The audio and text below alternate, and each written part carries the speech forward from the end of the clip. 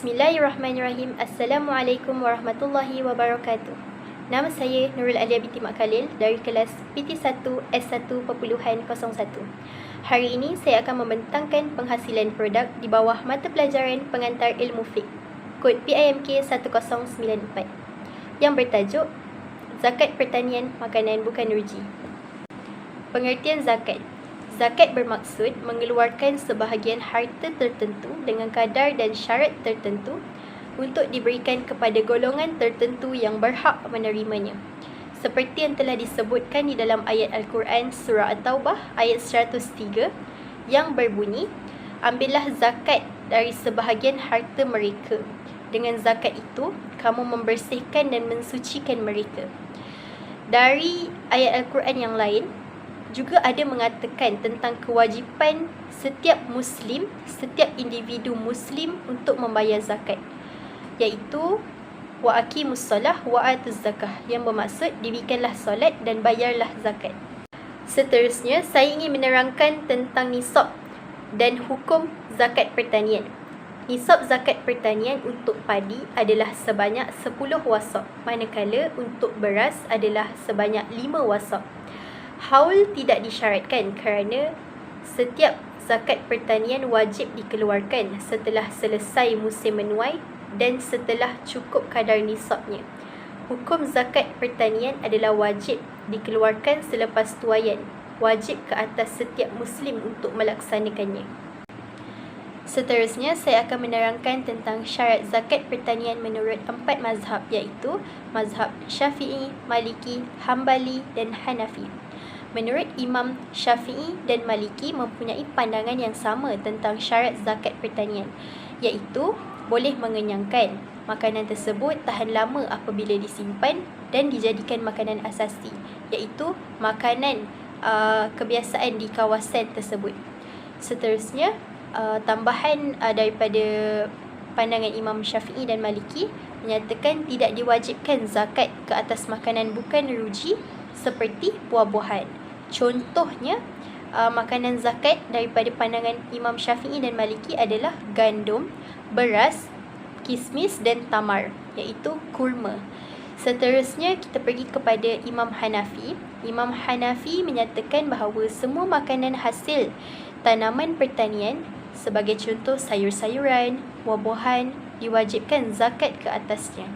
Seterusnya, Imam Hambali juga berpendapat hasil tanaman yang boleh dikeringkan dan disimpan lama serta boleh disukat juga wajib dibayar zakat ke atasnya. Seterusnya, saya ingin menerangkan tentang isu pelaksanaan zakat pertanian. Antaranya ialah isu kaedah pengiraan zakat pertanian yang seringkali menjadi kekeliruan dalam kalangan masyarakat pada masa kini, terutamanya dalam kalangan petani-petani moden. Ramai petani yang masih kurang memahami cara sebenar menentukan kadar zakat yang perlu dibayar, sama ada 5% atau 10%.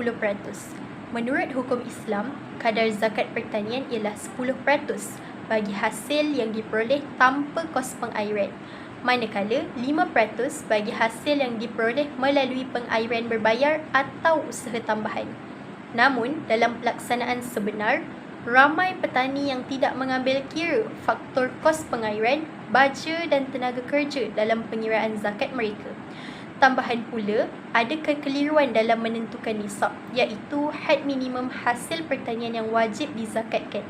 Kekurangan kefahaman ini menyebabkan sebahagian petani membayar zakat tidak mengikut kadar sebenar atau tidak menunaikannya langsung kerana menyangka hasil mereka masih tidak mencukupi nisab. Oleh itu, penyeragaman kaedah pengiraan dan bimbingan berterusan daripada institusi zakat amat diperlukan untuk memastikan pelaksanaan zakat dapat dijalankan dengan lebih tepat dan adil. Seterusnya, isu takrif hasil pertanian yang wajib dizakatkan. Dalam kitab-kitab fiqh klasik, hasil pertanian yang diwajibkan zakat kebiasaannya merujuk kepada tanaman makanan ruji yang tahan lama dan boleh disimpan. Sebagai contoh, gandum, barli, kurma dan anggur. Namun, konteks moden menimbulkan persoalan-persoalan baru. Antaranya, adakah hasil seperti padi, jagung, sayur-sayuran, buah-buahan, kelapa sawit atau tebu juga wajib dizakatkan?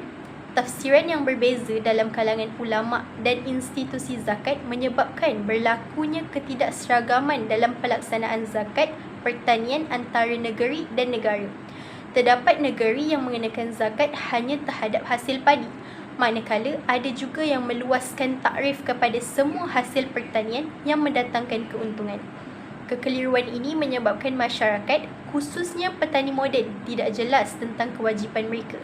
Maka, perlu ada satu garis panduan atau fatwa yang jelas dan menyeluruh supaya pelaksanaan zakat pertanian dapat dijalankan secara seragam dan menepati maqasid syariah. Akhir sekali, isu dasar pensyariatan zakat pertanian. Isu ini melibatkan pemahaman terhadap dasar atau hikmah pensyariatan zakat pertanian. Zakat pertanian ini disyariatkan bukan sekadar sebagai satu kewajipan tetapi juga sebagai mekanisme keadilan sosial dan pengagihan kekayaan dalam masyarakat Islam. Namun, dalam pelaksanaan sebenar, ramai yang melihat zakat pertanian ini hanya sebagai satu beban kewangan, bukan sebagai ibadah yang menyucikan harta dan membantu golongan asnaf. Kelemahan dalam memahami dasar pensyariatan ini menyebabkan pelaksanaan zakat tidak mencapai matlamatnya. Terdapat petani yang menangguh pembayarannya. Ada pula yang membayar hanya kerana terpaksa, bukan kerana kesedaran tanggungjawab agama. Hal ini menjejaskan roh zakat itu sendiri yang bertujuan mendidik jiwa agar bersyukur dan prihatin terhadap keperluan orang lain. Oleh itu, pihak berkuasa zakat dan institusi agama perlulah memperkukuh pendidikan dan dakwah bagi menerangkan hikmah dan falsafah zakat pertanian agar masyarakat melaksanakannya dengan penuh keinsafan dan keikhlasan. Akhir sekali, saya ingin menerangkan tentang peranan individu terhadap pelaksanaan zakat. Pertama, dengan memahami kewajipan zakat, setiap individu Muslim perlu memahami bahawa zakat merupakan satu kewajipan agama yang termasuk dalam rukun Islam yang kelima. Kefahaman ini penting agar zakat tidak dianggap sebagai sumbangan sukarela tetapi sebagai tanggungjawab yang mesti ditunaikan apabila cukup syaratnya. Dengan memahami hukum, syarat dan hikmah zakat, seseorang akan lebih terdorong untuk menunaikannya dengan ikhlas dan tepat. Seterusnya, mengira nisab dan kadar zakat dengan betul. Peranan seterusnya ini mengikut jenis harta atau hasil yang dimiliki. Individu perlu mengetahui had minimum dan kadar zakat yang wajib dikeluarkan supaya tidak berlaku kekurangan atau lebihan dalam pembayaran. Pengetahuan ini juga memastikan zakat dilaksanakan secara adil dan menepati syarak. Seterusnya, menyalurkan zakat kepada pihak berwajib. Setiap individu berperanan penting untuk menyalurkan zakat kepada institusi yang sah seperti Majlis Agama Islam Negeri atau lembaga zakat. Ini bagi memastikan zakat dikumpul dan diagihkan kepada asnaf yang benar-benar layak secara teratur dan telus.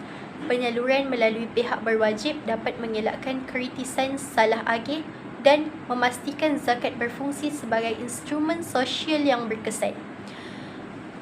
Seterusnya, kejujuran dan ketelusan menyempurnakan pembayaran tepat pada masanya. Individu perlu menunaikan zakat dengan jujur, ikhlas dan tepat pada waktunya. Sikap amanah dalam menyatakan jumlah harta dan hasil sebenar amat penting agar zakat dibayar mengikut kadar sebenar. Menangguh pembayaran atau menyembunyikan harta hanya akan mengurangkan keberkatan rezeki dan menjejaskan keadilan dalam masyarakat. Kejujuran dalam pelaksanaan zakat menunjukkan kekuatan iman seseorang dan tanggungjawab sosial seorang Muslim. Seterusnya, menyokong dan memperkukuh institusi zakat. Individu berperanan menyokong institusi zakat agar setiap kutipan dan agihan zakat dapat dijalankan dengan lebih efisien.